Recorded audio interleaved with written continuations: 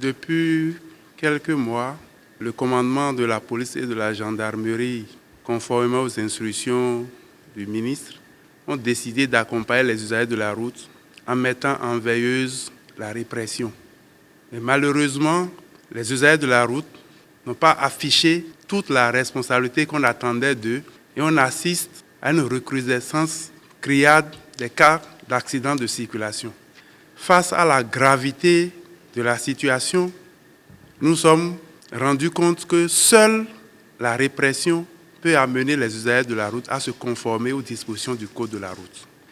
C'est dans cette optique que les directeurs départementaux de la police nationale, les commandants de compagnie et les commandants de groupement ont accompagné le commandement de la gendarmerie nationale et celui de la police nationale à cette séance de concertation, dont le but de cette séance, c'est d'harmoniser la tactique, d'harmoniser tout ce qu'on fera ensemble pour que l'opération se passe dans la quiétude et sans grande difficulté pour les usagers de la route.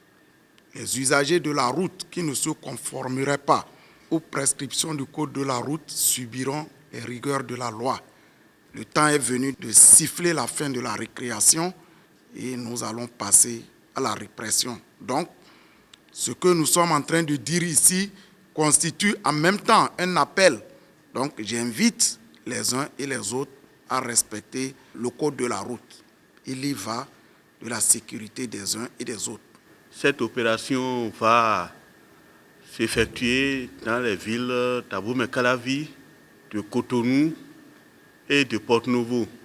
Nous allons réprimer tous les usagers de la route qui ne respectent pas le port de casque et qui ne respectent pas également leur couloir de circulation.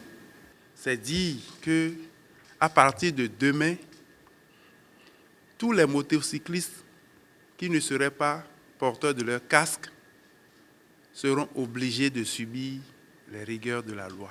Il en sera de même des usagers de la route qui utilisent les motos et qui ne respecteraient pas les couloirs de circulation. Donc la répression va être accentuée sur ces deux contraventions qui sont très salutaires dans la préservation de la sécurité de nos concitoyens.